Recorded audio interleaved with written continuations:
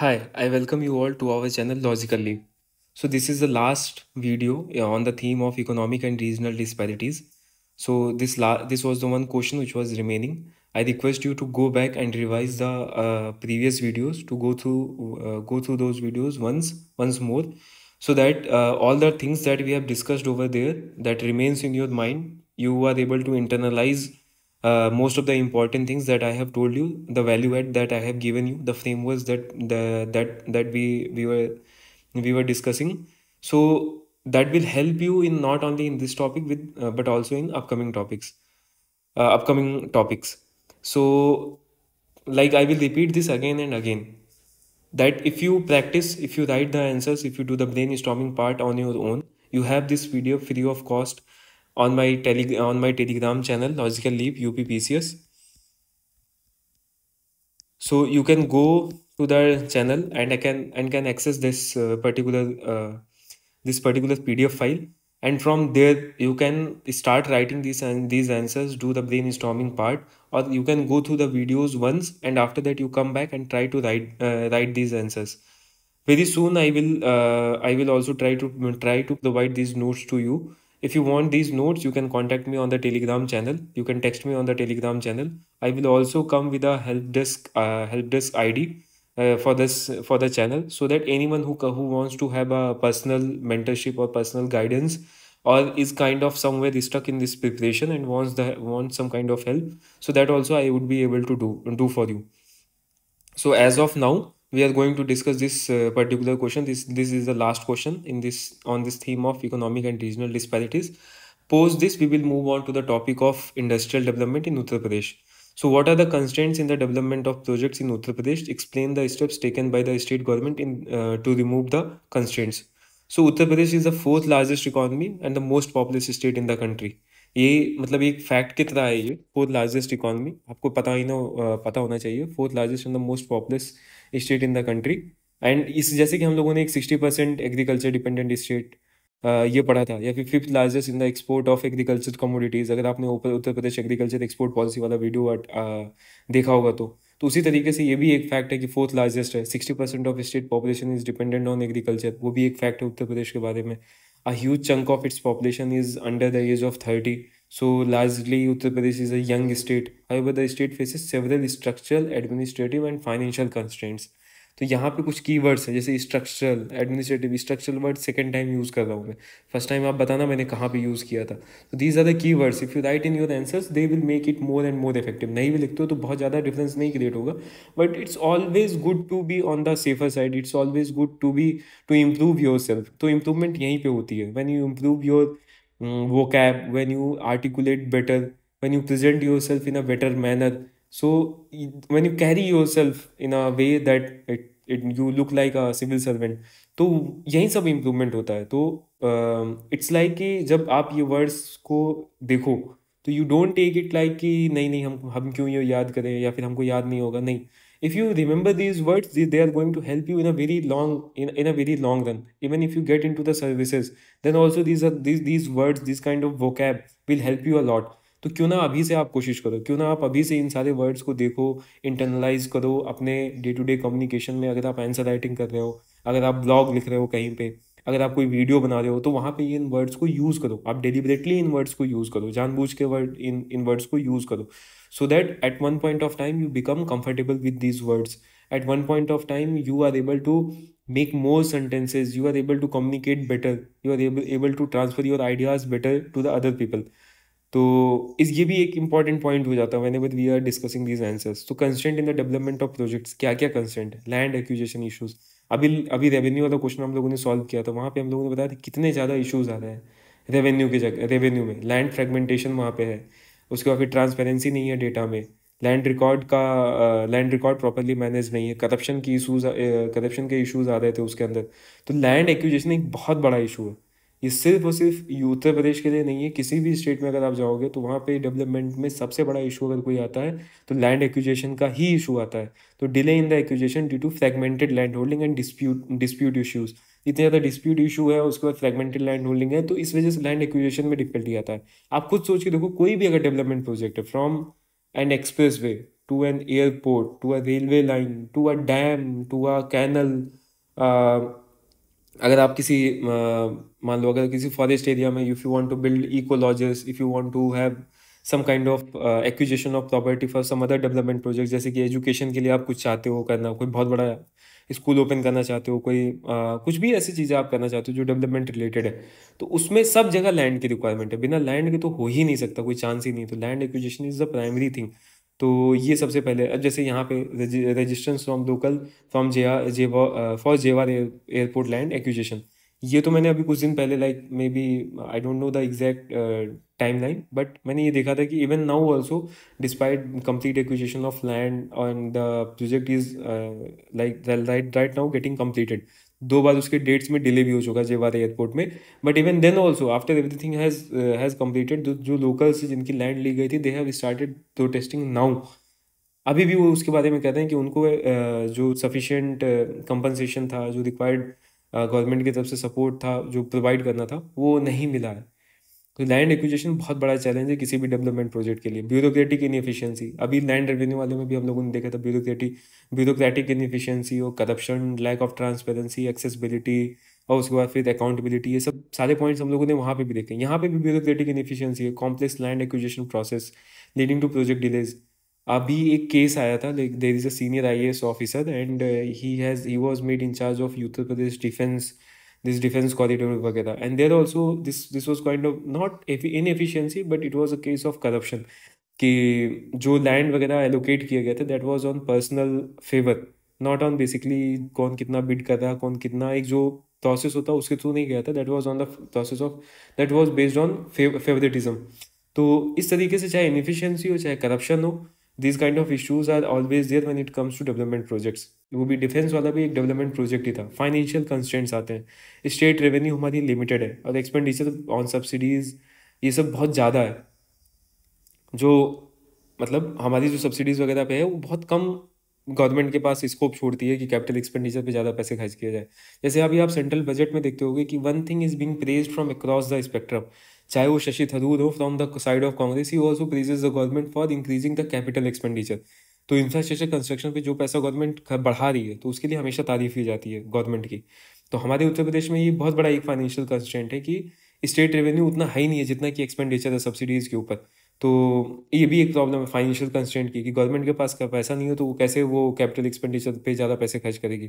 Legal and regulatory issues है, delay in environment clearances and regulatory approvals, ये भी एक बहुत बड़ा प्रॉब्लम है। अगर आप देखोगे कि जब अंडमान एंड निकोबार का एक चल रहा था कि वहाँ पे हम लोगों को एक लाइक सिमिलर टू सिंगापुर, हमको वहाँ पे भी उस तरीके का एक बनाना है, मतलब एक ट्रांजिशन जो होता है शिप्स का, तो उस तरीके का एक हब वहाँ पे क्रिएट करना था। वहाँ पे कितना बड़ा फॉरेस्ट लैंड वगैरह क्लियर किया जाएगा, तो गवर्नमेंट ने उसको फास्ट ट्रैक करके वो सारे क्लियरेंसेस वगैरह ले लिए थे। सिमिलरली शायद उड़ीसा में भी एक ऐसा केस आया था, या फिर बहुत सारी जगहों पे ऐसे केसेस आते हैं जहाँ पे इन्वायरमेंटल क्लियरेंसेस नहीं मिलते हैं, तो लीगल एंड रेगुलेटरी इशूज़ हैं। तो ज़्यादातर आप एक ही चीज़ देख रहे होंगे कि डेवलपमेंट प्रोजेक्ट के लिए सबसे प्राइमरी चीज़ क्या है, लैंड। और कौन उसमें स्टेक होल्डर इंपॉर्टेंट है, ब्यूरोक्रेट्स इन्वॉल्व है। तो सबसे पहले हम लोगों ने उसके लिए क्या चाहिए, पैसा भी चाहिए कंस्ट्रक्शन के लिए। तो अगर आप बस इमेजिन करो कि एक डेवलपमेंट एक एक्सप्रेस वे बन रहा होगा तो वहाँ पे क्या हो रहा होगा, बहुत सारे पेड़ काटे जा रहे होंगे। मैंने तो खुद देखा है कि किसी एक like the road which goes to my home town, उसके इन अराउंड कितने नंबर ऑफ ट्रीज थे। The day this particular road got expanded, मतलब इसका 2 लेन से 4 लेन जिस दिन किया था, all those trees were cut down. तो अगर ये यहाँ पे होता, अगर ये किसी फॉरेस्टेड एरिया से पास होता तो वहाँ पे कितने ज़्यादा ट्रीज़ की फेलिंग होती होगी, आप ये सोच सकते हो। तो लीगल एंड रेगुलेटरी कंसर्न चाहे इन्वायरमेंट से रिलेटेड हो, ब्यूरोक्रेटिक इनएफिशिएंसी का मैंने आपको पर्टिकुलरली 2 केसेस बताए ही कि किस तरीके से। एक केस बताया ही मैंने कि कहाँ पे वो ये केस हुआ था, करप्शन का केस बताया था। जेवार एयरपोर्ट वगैरह से मैंने कोरिलेट करके आपको समझाया है कि लैंड एक्विजिशन में कितनी ज़्यादा डिफिकल्टी होती है, फाइनेंशियल कंस्ट्रेंट। अब लैंड एक्विजिशन का आप सिर्फ यूपी का छोड़ो, अगर आप आंध्र प्रदेश में जाते हो तो उनका था कि अमरावती को कैपिटल बनाना है। तो वहाँ पे लैंड पूलिंग के थ्रू जो लास्ट गवर्नमेंट थी, टीडीपी की गवर्नमेंट थी, उन्होंने लैंड लिया था। बाद में वाईएसआर की गवर्नमेंट आई एंड ही सेड दैट नहीं कि हम 3 जगह कैपिटल बनाएंगे वगैरह वगैरह। So there also he faced a lot of difficulty in land acquisition. Land acquisition में उसीलिए वो इनोवेटिव मेथड था लैंड एक्विजिशन का, लैंड पूलिंग के थ्रू। लैंड पूलिंग पे क्वेश्चन आ सकता है, मे बी शायद GS3 में ऐसा क्वेश्चन आ जाए लैंड पूलिंग के ऊपर। तो हम लोग देखेंगे वैसे भी टॉपिक्स को आगे चल करके देखेंगे क्या है ये सब। तो लीगल एंड रेगुलेटरी इश्यूज हमने पढ़ा ही, इन्वायरमेंट का। पॉलिटिकल इंटरफेरेंस, भैया हमारे यहाँ से जब रोड नहीं जाना चाहिए, बहुत सारे रोड तो एक्सपैंड इसीलिए किया जाता है ताकि उनका किसी दूसरे का एरिया है वो उसके अंदर आ जाए। तो political concentration often delays decision making process. तो ये भी बहुत ज़्यादा होता है, डेमोक्रेसी में यही होता है। आप देखते हो कि इंटरनेट पे बहुत सारी वीडियोज़ हैं कि यार चाइना में जो है ना वो इतने टाइम के अंदर, मतलब 2 हफ्ते के अंदर पूरा वीडियो है, फास्ट ट्रैक वीडियो, मतलब फास्ट वो वीडियोस दिखाते हैं कि दो दो हफ्ते के अंदर या 2 वीक्स के अंदर वो पूरा का पूरा कंस्ट्रक्ट हो गया ब्रिज। ये इंडिया में दिखाते हैं कि इसको 2 साल लग रहा है, 4 साल लग रहा है, एक फुटपाथ बनाने में भी महीने महीने लग जाते हैं इंडिया के अंदर। तो डेमोक्रेसी में ये इश्यूज तो बहुत ज़्यादा आते हैं कि पॉलिटिकल इंटरफेरेंस बहुत ज़्यादा रहता है। Poor infrastructure and connectivity, lack of proper last mile connectivity. अब ये लास्ट माइल कनेक्टिविटी हम लोगों ने कितनी बार रिपीट कर चुके हैं इसको, टूरिज्म में भी रिपीट किया था, यहाँ पे भी रिपीट कर रहे हैं, इंफ्रास्ट्रक्चर वाले में भी, मतलब इंफ्रास्ट्रक्चर से रिलेटेड जब हम पॉइंट डिस्कस करते हैं तो वहाँ पे भी बैकवर्ड रीजन जैसे कि बुंदेलखंड और ईस्टर्न यूपी। तो लॉजिस्टिकल इंफ्रास्ट्रक्चर भी हम लोगों ने पहले डिस्कस कर चुके हैं। स्किल्ड वर्क फोर्स डिफिशियंसी हमारे यहाँ, shortage of skilled labour and skilled work mismatch, particularly specialise sector like जैसे आईटी और मैन्युफैक्चरिंग। तो जो हमारा क्वेश्चन है उसी को हम आंसर करें, डेवलपमेंट प्रोजेक्ट्स में हमारे क्या दिक्कत आ रही है। तो अगर मान लो आईटी सेक्टर में गवर्नमेंट कोई आईटी पार्क बना रही है, अब आईटी पार्क तो बना दिया, कंपनी आ गई, लेकिन स्किल्ड लेबर ही नहीं है, स्किल्ड वर्क का मिसमैच हो गया। तो डेवलपमेंट का मतलब सिर्फ यही नहीं है कि हमेशा हम गड्ढे खोदते रहेंगे, रोड ही बनाते रहेंगे। डेवलपमेंट का मतलब ये भी है कि हमको लोगों को एम्प्लॉयमेंट भी क्रिएट करना है उनके लिए। इंफ्रास्ट्रक्चर ऐसा डेवलप करना है कि ताकि जो इनएडुकेटली, मतलब जो एरियाज जो ऐसे हैं कि जो जिनका डेवलपमेंट ज़्यादा नहीं हुआ है, वहाँ तक ज़्यादा गवर्नमेंट फैसिलिटीज़ को हम लेके जा सके। तो डेवलपमेंट को जब भी देखना आप तो हॉलिस्टिकली देखना है, डेवलपमेंट को ब्रॉडर पर्सपेक्टिव में देखना, बहुत ही नैरो माइंडसेट के साथ डेवलपमेंट जैसे टॉपिक्स को मत देखने की कोशिश करना, हमेशा ज़्यादा ब्रॉडर स्पेक्ट्रम में सोचने की कोशिश करना। स्किल्ड वर्कफोर्स डिफिशियंसी, ये भी एक बहुत बड़ी प्रॉब्लम है उत्तर प्रदेश के लिए। करप्शन एंड रेड टेप, ये भी प्रॉब्लम है, ये मैंने अभी पहले भी बता दिया था इसको, करप्शन को लेकर के किस तरीके से। तो जो इसमें स्टेक होल्डर्स इंपॉर्टेंट एसोसिएटेड, उन्हीं के अकॉर्डिंग हम बात कर रहे हैं। ब्यूरोक्रेट्स ही ज़्यादातर रिस्पॉन्सिबल होते हैं किसी भी फाइल को क्लियर करने के लिए।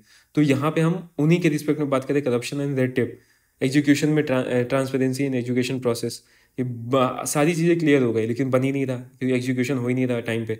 इन्वायरमेंटल एंड सोशल कंसर्न जैसे हो गए, delays due to non compliance with environmental impact assessment, rehabilitation and resettlement issues in infrastructural issues, resource constraint है। अब बेसिकली एक रिपीटिशन हो रहा है पॉइंट्स का, जैसे मैंने आपको पहले वीडियोस में बताया था कि मैंने एक पॉइंट यहाँ पे लिखा कि रेवेन्यू फाइनेंशियल कंस्ट्रेंट है गवर्नमेंट को, उसके बाद फिर मैं यहाँ पे लिख रहा हूँ रिसोर्स का कंस्ट्रेंट है गवर्नमेंट को। तो ये बेसिकली एक तरीके से एक ही पॉइंट को मैं दो अलग अलग फॉर्म्स में लिखने की कोशिश कर रहा हूँ कि रॉ मटेरियल का शॉर्टेज है, वहाँ पे मैंने बोला कि रिसोर्स का या फंड्स का शॉर्टेज है गवर्नमेंट को, यहाँ पे मैंने बोला कि रॉ मटेरियल का शॉर्टेज हो गया, जैसे सैंड हो गया, स्टोन एग्रीगेट हो गया, किस लिए, बेसिकली जो रोड्स वगैरह कंस्ट्रक्शन के लिए। तो रिसोर्स कंस्ट्रेंट तो है, फाइनेंशियल कंस्ट्रेंट है गवर्नमेंट के पास में, उसके पास रेवेन्यू नहीं है, यहाँ पे मटेरियल के फॉर्म में उस चीज़ को लिख दिया। तो इसी तरीके से आपको सारे पॉइंट्स को लिखना है। एक बार मैं बेसिकली रिपीट कर देता हूँ इन सारे पॉइंट्स को, what are the constraints in the development projects. तो कंस्ट्रेंट तो एक तो लैंड एक्विजिशन का मेजर चैलेंज है हमारे यहाँ, ब्यूरोक्रेट्स इसमें इन्वॉल्व है। एक आप बेसिकली एक कंस्ट्रक्शन प्रोजेक्ट को आप देखो अपने आँख के सामने और सोचो इसमें क्या क्या चीज़ें हो सकती हैं। सबसे ज़रूरी लैंड है, जो पर्सन इन्वॉल्व है इन सारी चीज़ों को क्लियर करने के लिए वो ब्यूरोक्रेट है आपका बेसिकली। पैसे चाहिए चाहिए गवर्नमेंट की तरफ से, क्योंकि ज़्यादातर जो रोड कंस्ट्रक्शन है, रेलवे हो गया, ब्रिजेस हो गए, इनलैंड वाटरवेज हो गए, ये सब गवर्नमेंट फंडेड ही होता है। इंफ्रास्ट्रक्चर प्राइवेट नहीं है, देते हैं प्राइवेट को कंस्ट्रक्शन के लिए, लेकिन जो फंडेड होता है वो गवर्नमेंट ही होता है। फंडिंग जो एजेंसी होती है गवर्नमेंट होती है। लीगल एंड रेगुलेटरी इशूज़ हैं, इन्वायरमेंटल क्लियरेंसेज नहीं मिलते हैं, पॉलिटिकल इंटरफेरेंस आप समझ ही रहे होंगे, आपने भी बहुत सारे ऐसे कैसे केसेस देखे होंगे कि जहाँ पे मिनिस्टर का फ़ोन आ गया या फिर ऐसे हो गया कि वो लैंड जो है किसी बहुत ही इन्फ्लुएंशियल या प्रोमिनेंट पर्सनालिटी की है, तो वहाँ से रोड नहीं जाएगी, रोड घुमा करके दूसरी साइड से निकाली जाएगी। पुअर इंफ्रास्ट्रक्चर एंड कनेक्टिविटी है कि जिन एरियाज़ में माइनिंग हो सकती है, जहाँ पे मिनरल का अच्छा खासा पोटेंशियल है, उनके थ्रू डेवलपमेंट या फिर इंडस्ट्रियल डेवलपमेंट हो सकता है, वहाँ पे इंफ्रास्ट्रक्चर ही नहीं अच्छा है उनके इंपोर्ट और एक्सपोर्ट के लिए मिनरल्स के। स्किल्ड वर्कफोर्स की डिफिशियंसी है कि आईटी पार्क बना दिए आपने, बड़ी बड़ी कंपनियां तो बुला ली, इन्वेस्टमेंट उन्होंने कर दिया, लेकिन वर्कफोर्स उनको नहीं मिल रहा है, स्किल्ड वर्कर नहीं मिल रहा है काम करने के लिए। करप्शन और रेड टेपिज्म का इशू मैंने बताया है कि कितना बड़ा ये चैलेंज है एग्जीक्यूशन में, खास तौर पे इसका बहुत बड़ा चैलेंज आता है। गवर्नमेंट पॉलिसी वगैरह तो बना देती है, डिफेंस इंडस्ट्रियल कॉरिडोर की पॉलिसी तो बना देगी, लेकिन अगर वहाँ पे कोई आईएएस ऑफिसर है जिसको, मतलब जो करप्शन में इन्वॉल्व है, तो जाहिर सी बात है कि वो that execution is not going to happen. Environmental and social concern की हम लोगों ने बात करी, रिसोर्स कंस्ट्रेंट की बात की रॉ मटेरियल के फॉर्म में कि बहुत सारे रिसोर्स हमको मिल नहीं पाते हैं टाइम पे। पावर हो गया, पावर भी जैसे इलेक्ट्रिसिटी हो गया, वो भी बहुत सारी जगहों पे नहीं है, तो उसकी वजह से भी इंडस्ट्रियल डेवलपमेंट में हेल्प नहीं मिलती है। तो ये सारी चीज़ों को हम लोगों ने डिस्कस किया, steps taken to overcome these constraints, ये सेकंड पार्ट था क्वेश्चन का। लैंड रिफॉर्म एंड सिंप्लीफिकेशन, जो प्रॉब्लम है उसी के अकॉर्डिंग सोल्यूशन आप करो। तो introduction of Bhulekh portal, Bhulekh portal अभी पिछले वाले क्वेश्चन में हम लोगों ने डिस्कस किया था। Transparent land record management, single window clearance की बात की यहाँ पे हम लोगों ने, निवेश मित्र पोर्टल जैसे हो गया यहाँ पे, for faster project approval, simplification of regulatory clearance, तो ease of doing business reforms. Financial incentives की बात की हम लोगों ने, budgetary reforms, focus on public private partnership for larger projects, तो पब्लिक प्राइवेट पार्टनरशिप को आप ला सकते हो लार्जर प्रोजेक्ट्स के लिए। फाइनेंशियल इंसेंटिव्स और budgetary reforms, single window clearance आप प्रोवाइड करो। निवेश मित्र पोर्टल यहाँ पे हम लोगों ने बता दिया। उसके बाद फिर ईज ऑफ डूइंग बिजनेस हो गया, भूलेख हो गया, लैंड रिकॉर्ड मैनेजमेंट हो गया, industrial and economic corridor, development of Bundelkhand expressway, Purvanchal expressway, Ganga expressway, value add होता चला जा रहा है आपको। Establishment of defence corridor, data centre parks, digital governance and transparency, introduction of e tendering, GeM portal, GIS based project monitoring system, skill development and employment generation, infrastructure development. अब ये चीज़ें repetition है बेसिकली, जैसे जेवार airport हो गया, फिर metro project Lucknow के अंदर हो गया, कानपुर हो गया, आगरा हो गया, कि क्या करे गवर्नमेंट, क्या सोल्यूशन लेकर के आए जिससे और ज़्यादा डेवलपमेंट हो सके। तो जो जो स्टेक होल्डर्स हैं उनका बेसिकली इंप्रूवमेंट आप कहते चले जाओ, तो डेवलपमेंट होता चला जाएगा। इंफ्रास्ट्रक्चर की ज़रूरत है तो इंफ्रास्ट्रक्चर बनाओ, मेट्रोज बनाओ, एयरपोर्ट बनाओ आप। उसके बाद फिर इनलाइन वाटरवेज को प्रमोट करो, रोड्स का अच्छा कंस्ट्रक्शन करो, एक्सप्रेसवेज वगैरह। स्किल डेवलपमेंट, एम्प्लॉयमेंट जनरेशन पे काम करो, ज़्यादा इन्वेस्टमेंट, जो कंपनीज IT जाइंट्स वगैरह इन्वेस्ट कर सकती हैं उनको इन्वाइट करो। डिजिटल गवर्नेंस के ऊपर ध्यान दो आप, जैसे ई टेंडरिंग हो गया, जिससे करप्शन कम होगा आपका, और एग्जीक्यूशन में भी हेल्प करेगी। ग्लोबल इंफॉर्मेशन सिस्टम के थ्रू आप प्रोजेक्ट मॉनिटरिंग करते हो, टाइमली कंप्लीट होगा आपका project. Industrial and economic corridor की बात करें कि defence corridor and defence and data centre parks. उसके बाद फिर financial incentives and budgetary reforms, focus on public private partnership for larger projects. उसका फिर यूपी इंफ्रास्ट्रक्चर इन्वेस्टमेंट फंड, इसका भी हेल्प कर सकता है। जैसे फाइनेंशियल जो कंस्ट्रेंट इशू आ रहा था, उसको आप यहाँ से फंड करो, कि आप अलग से एक अपने लिए मतलब एक फंड बना करके रखो, कि जो भी इंफ्रास्ट्रक्चर इन्वेस्टमेंट के लिए, UP infrastructure investment fund, long term financing के लिए। उसका फिर सिंगल विंडो क्लियरेंसेस प्रोवाइड करो। निवेश मित्र पोर्टल, आप जाना इस पोर्टल को ओपन करना और वहाँ पे देखना कि निवेश मित्र पोर्टल के अंदर है क्या, basically ease of doing business वगैरह यहाँ से। उसके बाद land reform and simplification, implementation of UP revenue code 2006 for streamlining land acquisition. तो with this our this topic of economic and regional disparities gets completed. इसमें जो जो क्वेश्चंस को हम लोगों ने डिस्कस किया, that I will summarize in one video along with some other value adds, which will help you a lot, which will help you a lot. So thank you so much. And all these videos takes making of all these videos takes up a lot of energy. So I am trying my best to come up with the best quality content, to deliver things with the help of frameworks such that you remember them and you are able to recall them in the longer run. चाहे वो निवेश मित्र portal हो, चाहे Uttar Pradesh infrastructure development fund हो, कुछ भी हो इस तरीके का। तो I am trying my best, hope you are liking this video, and also suggest your friends to join the Telegram channel, to subscribe this channel, YouTube channel, for further videos, for the videos that I will be posting ahead.